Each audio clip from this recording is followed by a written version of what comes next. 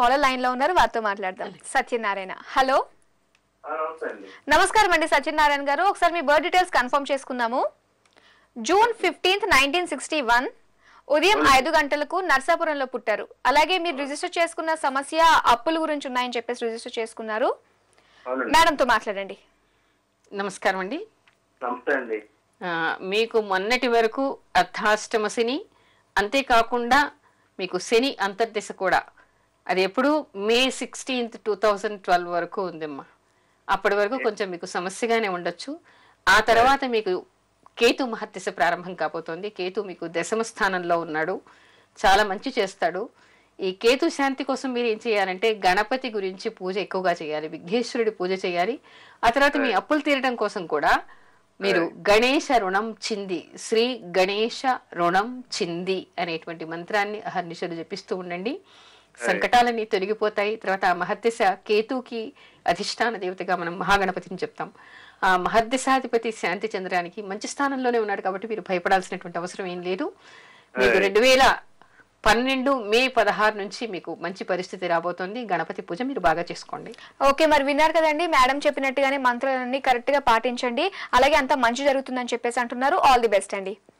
Okay అమ్మ, ముఖ్యంగా భోగి పండుగని ప్రతి పండగకి చేస్తూ ఉంటారు కదా. ఒక భోగి అంటే ఒక సంక్రాంతికే కాదు, చాలా పండగలకి ఒక రోజు ముందుగానే భోగి చేస్తూ ఉంటారు. ఏంటంటారు ఇది అసలు?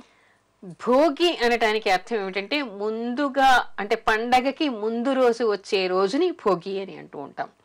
అందుకని దానికి ఏమిటంటే ఏదైనా ఒక పండగ, ఇప్పుడు దీపావళి వచ్చింది, సంక్రాంతి వచ్చిందంటే ఆ పండగ కంటే ముందు రోజే తలంటు స్నానాలు చెయ్యాలి. మనం పరిశుభ్రమై ఉండాలి, మానసికంగా శారీరకంగా కూడా పరిశుభ్రమై ఉండడానికి కోసం చేసేటువంటిది కాబట్టి దానికి ముందు, పండగ ముందు రోజును భోగి అంటారు. అసలు భోగి అంటే ఏమిటంటారు?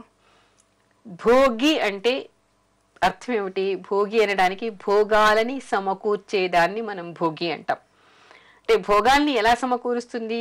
ఆ రోజు మనం తలంటు స్నానం చేయటం, మానసికంగా శారీరకంగా పవిత్రులమై ఉండటం, ఆయా పండగలకి సంబంధించినటువంటి వాటిని మనం చేసుకోవటం వలన, ధ్యానాలు చేసుకోవటం వలన మనకి భోగాలన్నింటినీ అవి తెచ్చి పెడుతుంది అనేటువంటి విషయాన్ని చెప్తారు.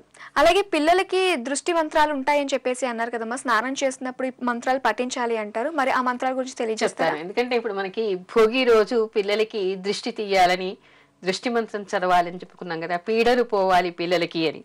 అందుకని చెప్పేసి, అంటే పీడలు ఎందుకు ఉంటాయి అంటే అనేక రకాలుగా పిల్లలకి ఏమిటంటే మామూలుగా అపమృత్యు దోషాలు కానీ, బాలారిష్టాలు కానీ ఉండొచ్చు. లేదా అందరికీ సహజంగా ఏమిటి అంటే ఈ హేమంత ఋతువు వచ్చింది అనగానే చలితో అనేక రోగాలు ప్రబలుతూ ఉంటాయి, యమదృష్టులు ఉంటాయి అంటారు. అలాంటి పీడలన్నీ పోవడం కోసం అని చెప్పేసి, పీడ పోవాలి అని చెప్పేసి దృష్టి మంత్రం చదివి దృష్టి తీస్తూ ఉంటారు. అదేమిటంటే చిన్నపిల్లలకు చదివేటువంటి మంత్రాన్ని చెప్తాను. ఉదయం స్నానం చేస్తూ భోగిపళ్ళు, రేగుపళ్ళు తిప్పి పోసేప్పుడు, ఆ తర్వాత సాయంత్రం పూట భోగిపళ్ళు పోసేప్పుడు కూడా ఈ మంత్రాన్ని చదువుకోవటం వల్ల విశేషమైనటువంటి ఫలితం ఉంటుంది. అదేమిటంటే రాసుకోండి. రక్ష రక్ష మహాదేవ నీలగ్రీవ జటాధర గ్రహైస్తు సహితో రక్ష ముంచ ముంచ కుమారకం. అంటే మహాదేవుణ్ణి, మహాశివుణ్ణి వేడుకుంటున్నారు. గ్రహపీడలన్నీ పోయి ఈ పిల్లవాడిని రక్షించు, అన్ని విధాలుగా ఈ కుమారుణ్ణి నువ్వు రక్షించు అని చెప్పేసి మహేశ్వరుణ్ణి వేడుకోవడం మనకి ఇక్కడ కనిపిస్తుంది. ఇలాంటి చేయటం వల్ల పిల్లలకి రక్ష కలుగుతుంది. ఓకే అమ్మ, ఇప్పుడు భోగి రోజున ఏంటంటే హరిదాసులు వస్తూ ఉంటారు. సో ఈ మధ్యకాలంలో ఎవరు కనిపించట్లేదు, హరిదాసులు చాలా తక్కువగా ఉన్నారు. మరి మనం ఏదైనా దానాలు చేయాలి అనుకున్నప్పుడు ఎలా చేయాలంటారు ఆ రోజు? మనకి గ్రామీణ ప్రాంతంలో ఏమిటంటే ఉదయాన్నే హరిదాసులు తల మీద చెంబు పెట్టుకుని వస్తూ ఉంటారు, పాటలు పాడుతూ ఉంటారు. ఇంటింటికి వచ్చినప్పుడు ఏమిటంటే కొత్త పంటలు వస్తాయి కదా, ఆ కొత్త పంటలు వచ్చినప్పుడు కొత్త బియ్యాన్ని, చిక్కుడుకాయని వాళ్ళకి వేస్తూ ఉంటారు.